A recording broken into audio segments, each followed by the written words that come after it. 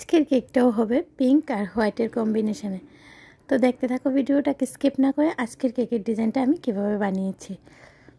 Hello friends, আশা করি তোমরা সবাই খুব ভালো আছো। আমিও খুব ভালো আছি। তোমাদের সবাইকে জানাই গুড মর্নিং। নতুন আরেকটা দিনে নতুন আরেকটা কেকের ডিজাইন নিয়ে চলে এলাম তোমাদের সাথে শেয়ার করার জন্য। আমি একদম শুরু থেকে শুরু করেছি।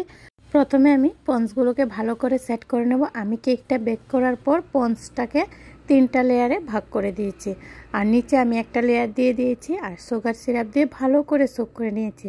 তারপর আমি ক্রিম দিলাম। এভাবে আমি প্রত্যেকটা লেয়ার দিয়ে দেব, ভালো করে সোক করে নেব, তারপর আবার ক্রিমের লেয়ারটা দেব।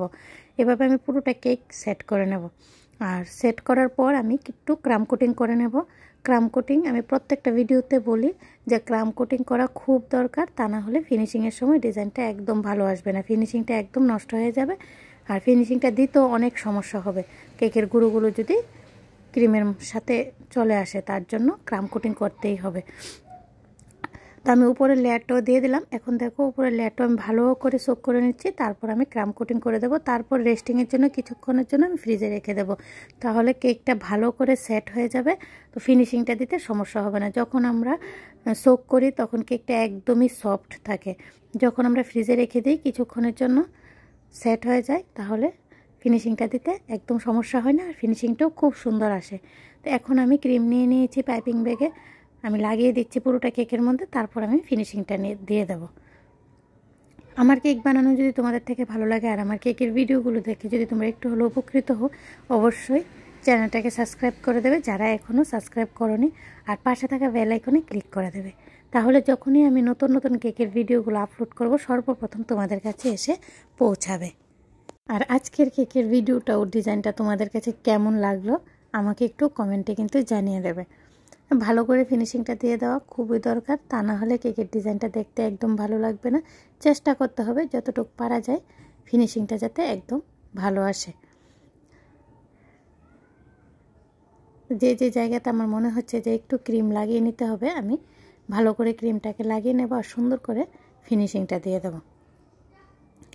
আর তোমরা কে কোথা থেকে কেকের ভিডিওটা ওয়াচ করছো অবশ্যই কিন্তু একটু কমেন্টে জানিয়ে দেবে। আর আমার মতো কে আছো, কেক বানাতে খুব পছন্দ করো, কমেন্টে কিন্তু একটু জানাবে।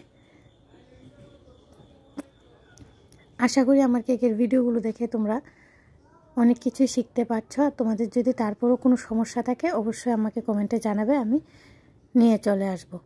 আর খুব তাড়াতাড়ি নিয়ে আসতে চলেছি প্রিমিক্স দিয়ে কীভাবে কেকের পঞ্চ বানানো হয়। আমার অনেকগুলো কেকের ভিডিও রয়ে গেছে, তো আমি ওইগুলো শেয়ার করে নেব তোমাদের সাথে, তারপর আমি ওই ভিডিওটাও নিয়ে আসব। এখন সাইডে আমি কোমের সাহায্যে একটু ডিজাইন দিয়ে দিলাম আর এক্সট্রা ক্রিমগুলোকে ভালো করে ফিনিশিং করে দিচ্ছি। দেখো আমার ফিনিশিং করা কিন্তু অলমোস্ট কমপ্লিট হয়ে গেছে। আমি আর একটু সাইডে কাজটা করে দেব। এখন আমি নিচের বর্ডারটা দিয়ে দিচ্ছি, আর আমি নিচের বর্ডারটা রোজ নোজালের সাহায্যে দিয়েছি। এখানে আমি একটু পিঙ্ক কালার পাইপিং ব্যাগে দিয়ে দিয়েছি, তারপর হোয়াইট ক্রিমই নিয়েছি পাইপিং ব্যাগের মধ্যে।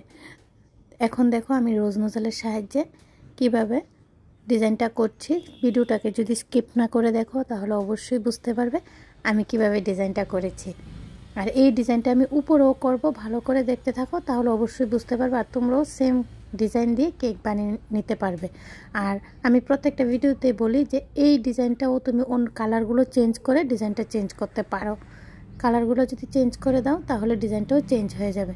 তো আমি এই ডিজাইনটা 2টা দিয়েছি, বর্ডারটা 2টা দিলে দেখতে অনেকটাই সুন্দর লাগে। দেখো অনেকটাই নিচের জায়গাটা একটা ফ্লাওয়ারের মতো লাগছে, তা আমি 2টা ইউজ করে দিলাম। তোমরা চাইলে একটাও দিতে পারো, 2টাও দিতে পারো। 3টা যদি দাও তাহলে বেশি ঘন হয়ে যাবে, দেখতে এত একটা ভালো লাগে না। 2টা দিলেই বেশি ভালো লাগে। এখন আমি উপরেও দেখো সেম নোজালের সাহায্যেই ডিজাইনটা করে দিচ্ছি। আমি পুরোটা এই ডিজাইনটা করব না, একদম কেকের অর্ধেকটা অংশ আমি সেমভাবে ডিজাইন করে দেব, আর এক সাইডে আমি একটু ফ্লাওয়ার বসিয়ে দেব। কিছুটা এরকমই মানে কেকের ডিজাইন আমি তোমাদের সাথে কিছুদিন আগে শেয়ার করেছিলাম, কিন্তু সেটা আরেকটু অন্যরকম ছিল, আজকেরটা আরেকটু অন্যরকম। তো দেখো আমি পুরো হাফ কেক এই ডিজাইনটা দিয়ে দিলাম। আর এখন যে জায়গাটা খালি আছে অনেকগুলো রোজ বানাবো, বানিয়ে ওইখানে বসিয়ে দেবো। তো দেখতে থাকো আমি কিভাবে রোজটা বানিয়েছি। সেম নোজেল দিয়ে আমি দেখো রোস্টটাকে বানিয়ে নিয়েছি। একদমই সিম্পল, একদম ইজি, ভালো করে লক্ষ্য করলে বুঝতে পারবে। আর আমি একটু মিডলে পিঙ্ক কালার দিয়ে দিলাম, দিয়ে একটু পিঙ্ক করে দিলাম। তো আমি আবারও তোমাদের সাথে শেয়ার করছি আমি কীভাবে রোস্টটা বানিয়েছি। তো দেখতেই পারলে একদম ইজি, কোনো সমস্যাই হবে না। আশা করি তোমরাও সেম রোজ বানিয়ে নিতে পারবে।